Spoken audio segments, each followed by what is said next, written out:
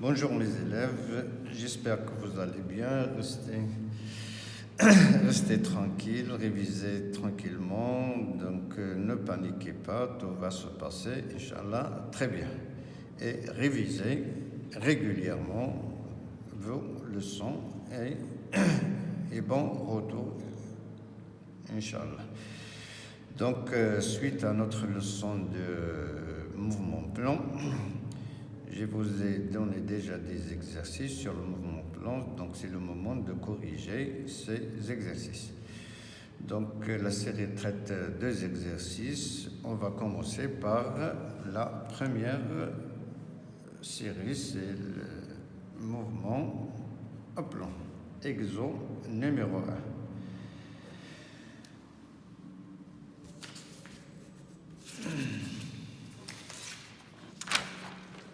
Donc, la première question, c'est l'établissement des équations différentielles, en appliquant bien sûr la deuxième loi de mouvement. Il s'agit ici d'un mouvement chute libre, et la seule force appliquée, c'est le poids. Donc, bilan des forces, bilan des forces, bilan des forces exercées sur le ballon. P, c'est le poids. En appliquant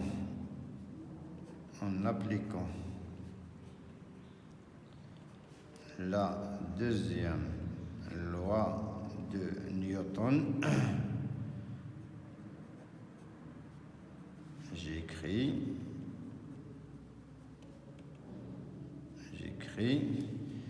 P est égal M fois Hg.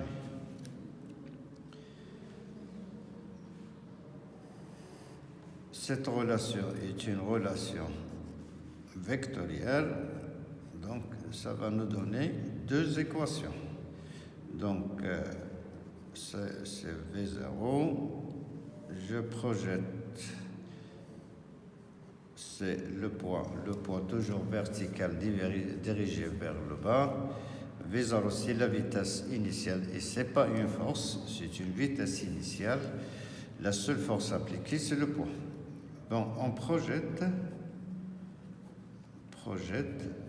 sur l'axe OX. Px est égal MAX. Px, P est perpendiculaire à OX. OX c'est horizontal, P est toujours vertical, ce qui fait que Px est toujours 0. Toujours, et je répète, toujours 0. Donc 0 égale à M. AX, c'est D de Vx sur D de T. Donc ça va donner D de Vx sur D de T égale à 0. C'est la première équation différentielle. On projette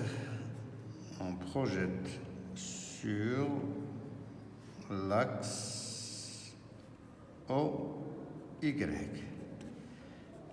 ce qui donne PY est égal à MAY. PY est égal à moins P est égal à MAY. Bon, pourquoi PY est égal à moins P? Parce que P est parallèle à l'axe OY, mais de sens opposé. Donc, c'est la projection, ça donne moins P. P, comme on le sait, c'est M fois G.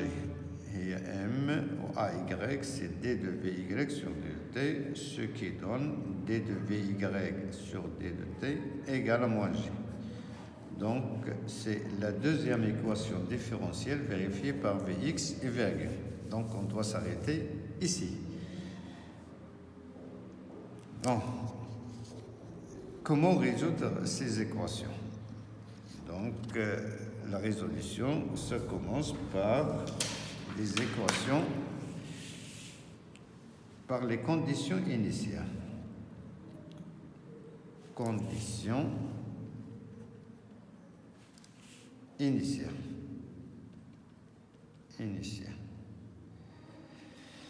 Et donc, qu'est-ce qu'on désigne par les conditions? C'est la position et la vitesse, les coordonnées du vecteur position et les coordonnées du vecteur vitesse à l'instant t égale à 0.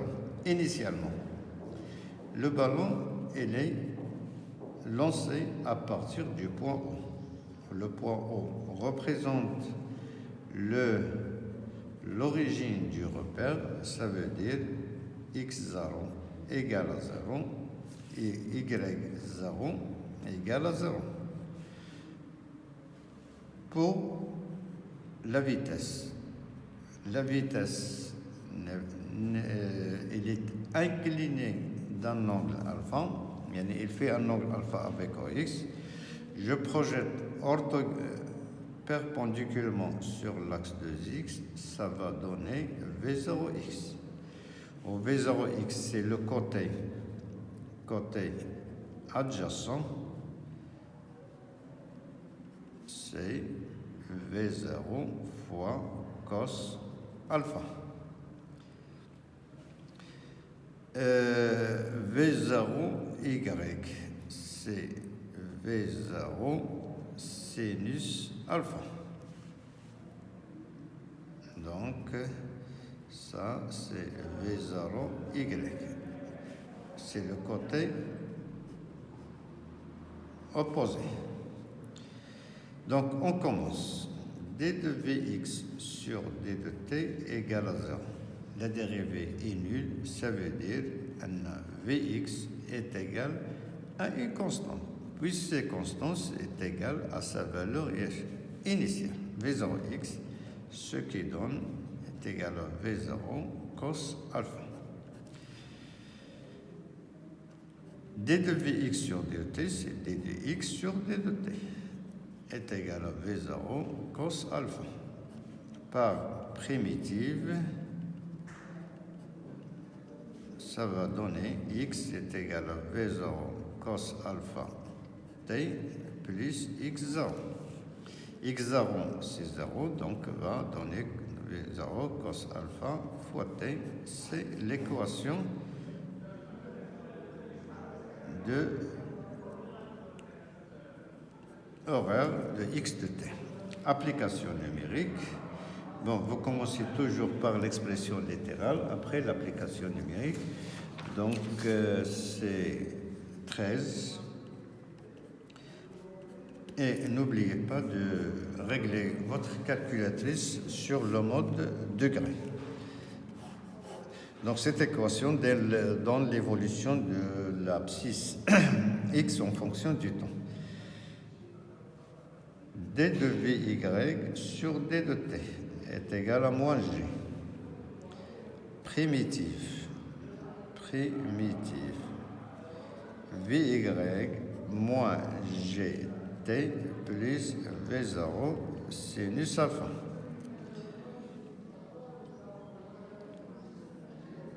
D de Vy c'est D de Y sur D de T moins Gt, comme si on étudiait un mouvement rectiligne selon l'axe Y. Donc c'est la même procédure qu'on fait précédemment. Donc c'est la primitive de T, c'est T au carré sur 2. V0 sinus alpha, c'est une constante. Et on ne fait pas la primitive de sinus alpha fois t plus y0. Donc on va remplacer, ça va donner moins 1 demi gt au carré plus v0 sinus alpha t. Application numérique, ça c'est 4. Application numérique, y est égal à moins 5t au carré plus 8,48t.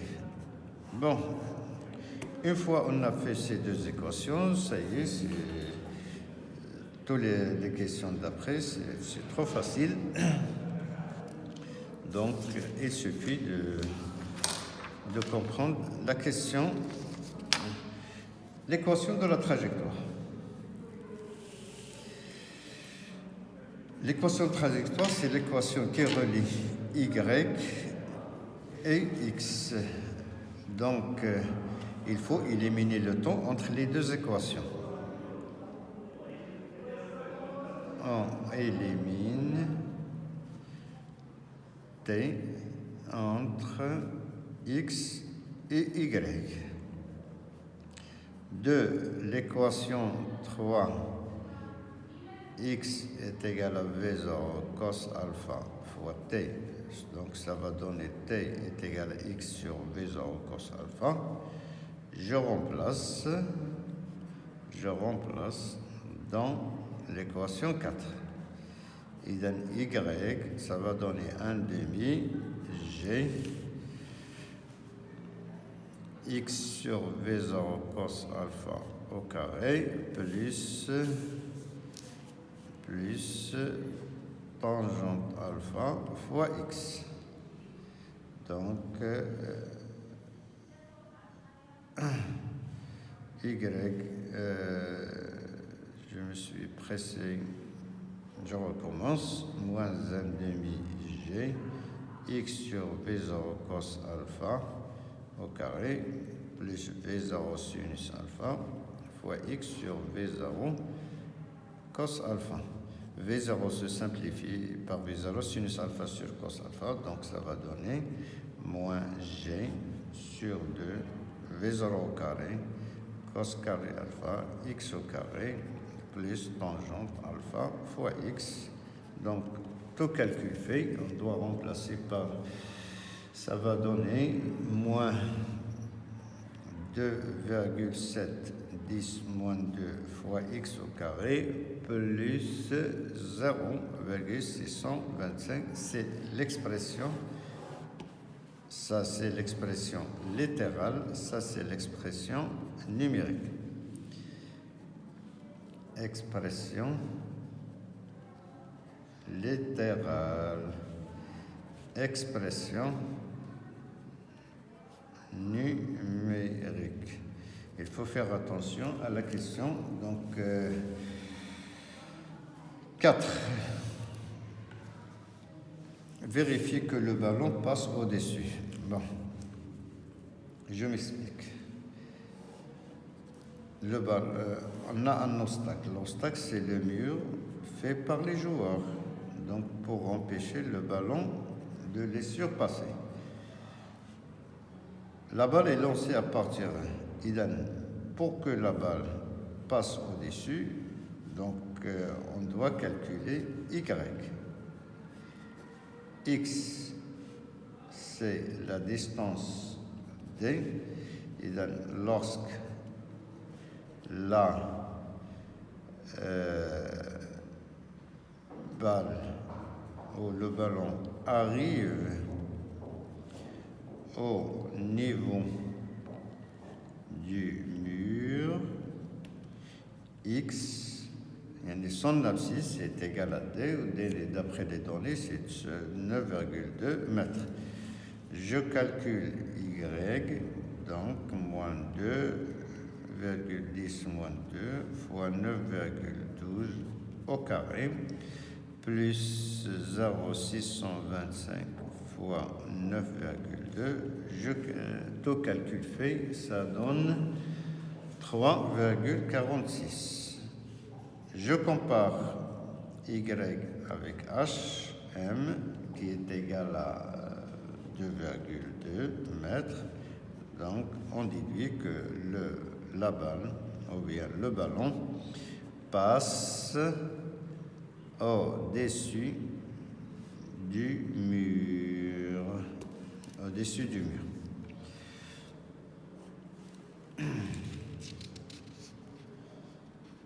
C'est très bien. Déterminer la valeur de la vitesse lorsque la balle arrive au moment de son entrée dans les bois.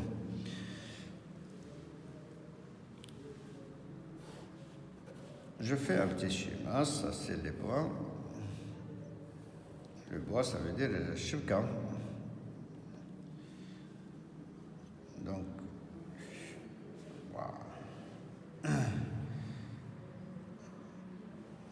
Ça serait un but extraordinaire.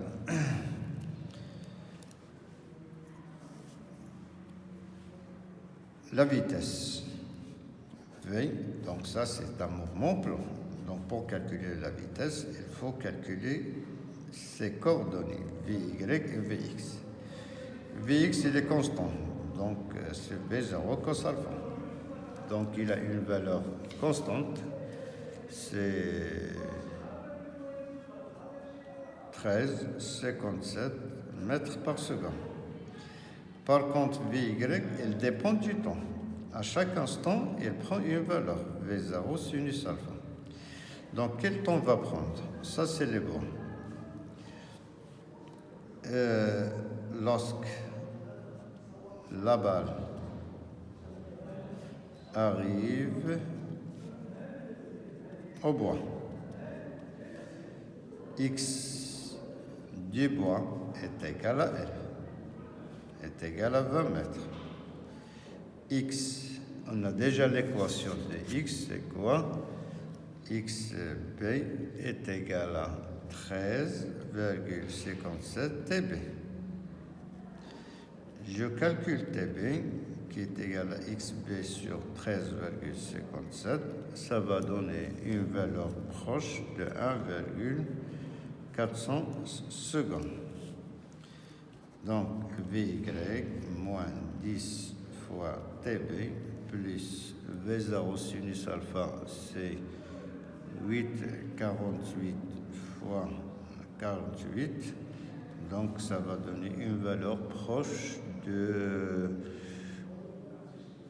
moins 6 mètres par seconde. Le signe moins désigne que la balle a un mouvement opposé à l'axe des Y. Donc, V, c'est un calcul simple, Vy au carré, ça donne 14,84, donc c'est un calcul simple.